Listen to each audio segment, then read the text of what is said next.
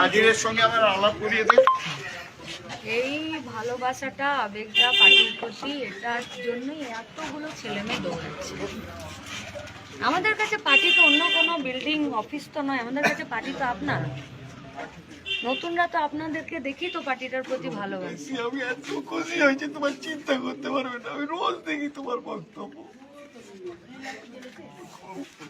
তো একদিন মুখ্যমন্ত্রী বাস ঠিক আছে, আপনারা একটু সবাই মিলে আমরা বেরোই, ভালো করে হবে, সব হবে, ঠিক থাকবেন। ভালো বলতে হয়তো স্বপ্ন হয়ে যাবে, আর কতদিন বাদে না না চলে যাবো আমরা। কেন? অনেক বড় হোক। মেয়েকে ফোন করলাম, নাজিরদা প্রচন্ড ইনফ্লুয়েন্সিয়াল, একটু প্রচারে নামলে আমরা এখানটা আরো বেশি ভাবে জিতবো। একটু দেখবেন নামবেন তো হ্যাঁ আমাদের সঙ্গে?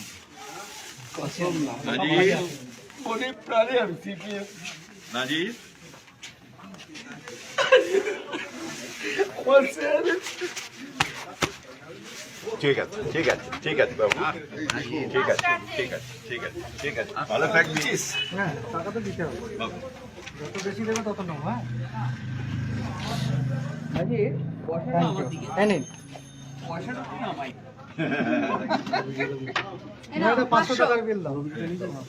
দাদা একদম জোর দিয়ে লড়তে হবে। ও নাজির নামবে না, গুন্ডাগারদের কাছে পারবে না, পারবো, লোভের কাছে পারবে না। পারবো। ভালো করে মীনাক্ষী বুঝে নাও, পারবো, বুঝে নাও।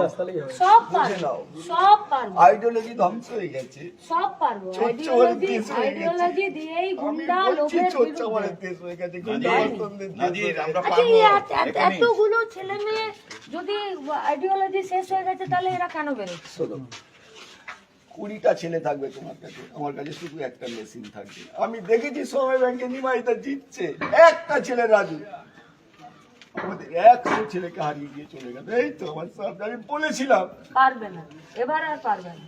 সেই ফোর্স নেই তোমার কাছে। আছে, এটা আপনারা আছেন তো। তোমার পার্টির সেই গোপন ফোর্স নেই, সেই আর্মস নেই। দাও যদি 64 বছর বয়সে চালিয়ে না দেখাতে পারি তোমাকে মীনাক্ষী মুখার্জি, আমি কবরে চলে যাবো সঙ্গে সঙ্গে। না, দাও কবরে যেতে না, হবে না। তোমাকে- বাস আগে শুধু- শোনো, আজকের মিডিয়া তোমায় দেখাবে। দরকার নেই, টাকা নেই, ফোর্স নেই, অস্ত্র নেই, কি নিয়ে লড়বে তুমি? মিডিয়াতে দেখাতে হবে কিছু না। নিয়ে লড়তে পারবে না। ফোর্স আছে, শুধু গরিব মানুষ, confidence হারাবেন না। গরিব মানুষ 2,000 টাকা তার স্বামী দেয় না, লক্ষ্মীর ভান্ডারে 1,500, তো স্বামী মাইনে পেয়ে 1,500 টাকা দেয়। অত মার খেয়ে আমি তো বেরিয়েছি। তুমি নামো খালি। সীতা হারে, দীপসীতা হারে, আমার বাড়িতে দীপসীতার ছবি আছে, এই বারান্দা দাঁড়িয়ে ছবিতে দীপসীতা হারে। মীনাক্ষী পারবে না গো। শোনো, এই লড়াই করবে। আমি তোমায় বারবার বলছি, এত হতাশ হলে হবে না। 1 টাকায় মানুষ বিক্রি হয়ে যায়, হবে না। একটা মদের বোতলে বিক্রি হয়ে যায়। কি তোমার আইডিওলজি নেবে? কে লেনিনকে চেনে, কে স্টালিনের, কে কে কথা আপনাকে শুনে? তো চেনে। জ্যোতিবাবুকে চেনে না। কজনের ঘরে, কজন কমরেডের ঘরে জ্যোতিবাবুর ছবি আছে, তুমি ঘুরে দেখো। এসো, কজন কমরেডের ঘরে জ্যোতিবাবুর পুজো হয়? পুরো ফ্যামিলি, আমার একটা ফ্যামিলির ছবি, আমার বাবা, দাদা, দাদি, কারোর ছবি দেখাতে পারো? একমাত্র মানুষ, একমাত্র মানুষ। দেখো, আমার সব ঘর দেখিয়ে দেবো। আমার বাবার নেই, মার নেই, ঠাকুমার নেই, দাদুর নেই, কারোর নেই, শুধুমাত্র। বুঝেছো মীনাক্ষী? এই আইডিওলজি নেই। কোন ইরাকের যুদ্ধে ক্ষুদিরাম অনুশীলন কেন্দ্র থেকে জ্যোতিবাবু উদ্বোধন করে চলে গেল, আমরা কয়েক লক্ষ লোক স্লোগান দিতে দিতে গেলাম। তরিত বলেন তোর কোথায় ঘরে কমরেড করি, আমি কন্যাঘরে বলছি, কন্যাঘরের কমরেডের এরকম চলতে থাকে। শুধু একটা ডায়লগ উনি শুনেছিল, ইরাক এরকম ঘষেছে, দিচ্ছে না, যুদ্ধ নয়, শান্তি চাই।